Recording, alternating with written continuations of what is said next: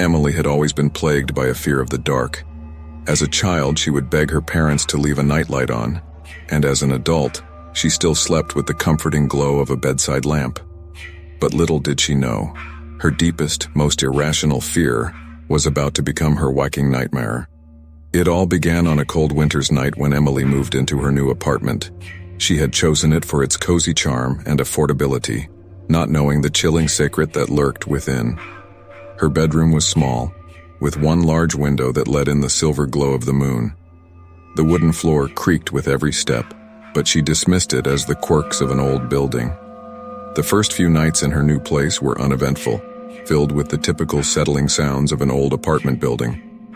But then, on the fourth night, something changed. Emily woke up in the dead of night, bathed in cold sweat, a feeling of unease gnawing at her. She glanced around the dimly lit room, her eyes drawn to the space beneath her bed. It was just a trick of the shadows, she told herself, a figment of her overactive imagination. But as she tried to settle back into slumber, she heard it. An unmistakable sound like a faint, labored breath. Emily held her own breath, straining her ears to listen. The sound continued, soft but persistent, like someone struggling to breathe. Her heart pounded in her chest as she realized the truth. It was coming from under her bed. Terror seized her, and she mustered the courage to peer over the edge of the mattress. In the dim light, she saw a pair of eyes gleaming from the darkness below, a man's eyes filled with madness and obsession. Emily stifled a scream, her voice caught in her throat as the eyes locked onto hers. In that moment, she knew she was not alone in her apartment. There was a maniac living under her bed, watching her sleep, and her worst fear had come to life. The man's eyes never left Emily's, and she could see the twisted delight in them. He reached out a bony hand, fingers curling around the bed frame. Panic surged through her, and she scrambled out of bed, fleeing from her room and into the hallway. She grabbed her phone and dialed 911, her voice trembling as she reported the intruder. Within minutes, the police arrived, their flashlights piercing the darkness of her apartment. They searched every corner, every closet, but found no one. Emily watched as they even looked under the bed, but the maniac had vanished without a trace. The officers assured her that it must have been a trespasser who had fled when they were called. They recommended changing the locks and staying with a friend for the night. Emily reluctantly agreed, but she couldn't shake the feeling that something was terribly wrong. Days turned into weeks, and Emily's fear grew like a relentless weed. She couldn't sleep, couldn't eat, and her once vibrant life dwindled into a constant state of dread. The maniac's eyes haunted her, lurking in the corners of her mind. She had installed security cameras, an alarm system, and double-checked her locks, but it was all in vain. One fateful night, as the moon cast an eerie glow over her room, Emily awoke to the familiar sound, the labored breathing from under her bed. Her heart sank, and she knew the maniac had returned. This time, she didn't call the police. Instead, she crept out of her room and quietly locked the bedroom door behind her. She needed proof, evidence of the intruder who had tormented her life. With trembling hands, she retrieved her phone, set it to record, and slid it under the bed. The seconds ticked by like hours, the recording capturing only the sound of the maniac's breathing. But then, a voice, a whisper so chilling it sent shivers down her spine. "Emily," it hissed, a voice laced with madness. Emily's eyes widened in terror. The maniac knew her name. He knew who she was, and he was under her bed. She watched in horror as the phone's video feed revealed a skeletal hand reaching out, the fingers brushing against the carpet. In a desperate bid to escape, Emily bolted from her apartment, leaving the phone recording beneath the bed. She found refuge with a friend, waiting for the police to arrive. When they finally did, they retrieved the phone, but what they found on the recording chilled them to the bone. The maniac had crawled out from under the bed, his face twisted in a grotesque grin, and he had vanished into thin air. Emily's apartment was searched once more, but no trace of the intruder was found. The police were baffled, unable to explain the inexplicable. Emily never returned to her apartment. She moved far away, but the maniac's haunting presence followed her like a relentless shadow. She lived the rest of her life in fear, constantly looking over her shoulder, haunted by the knowledge that the maniac was still out there, lurking in the darkness, waiting for the chance to return. And so, Emily's life became a never-ending nightmare, a sad and terrifying ending to a story that had begun with an irrational fear of the dark.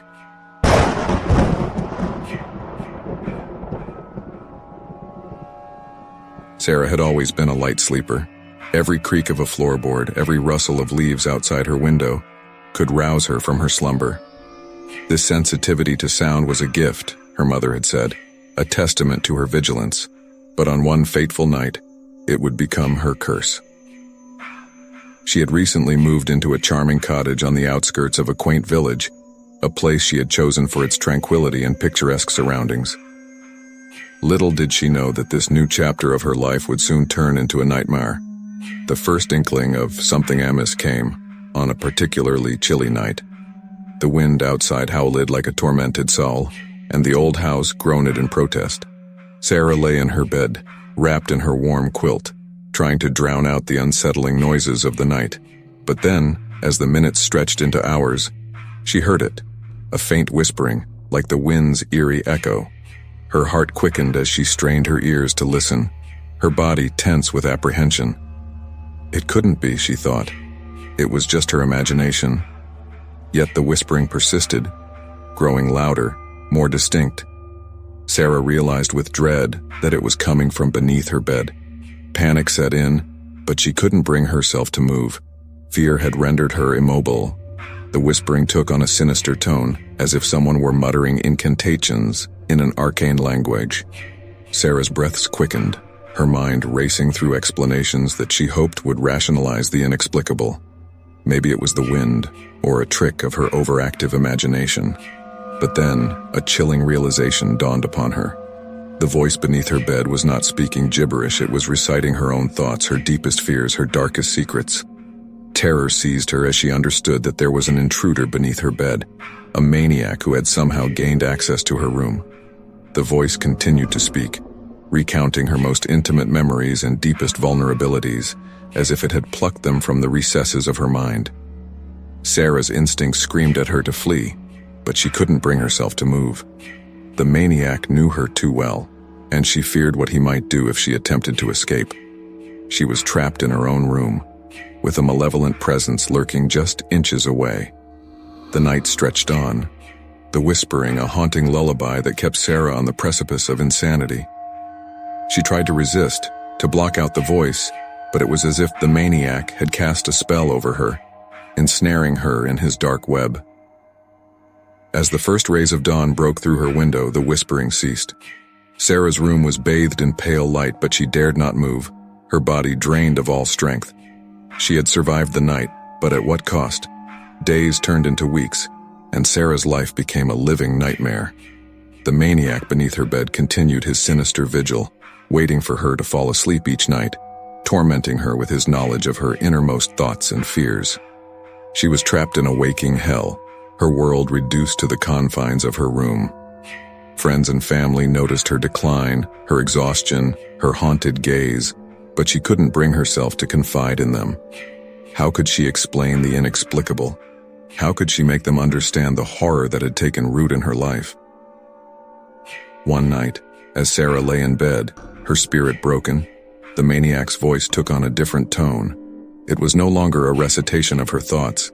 It was a plea, a desperate cry for help.